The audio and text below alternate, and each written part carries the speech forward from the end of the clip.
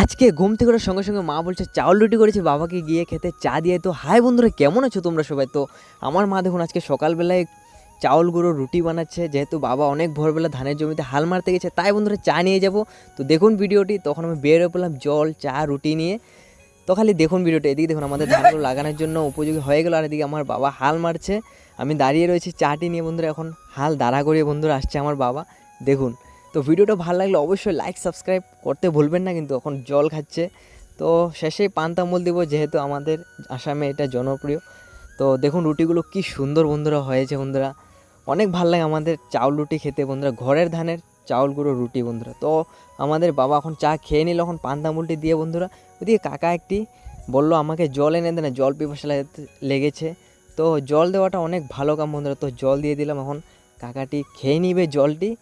তো আজকের ভিডিওটা বন্ধুরা কেমন লেগেছে, ভালো লাগলে অবশ্যই লাইক সাবস্ক্রাইব দেখা।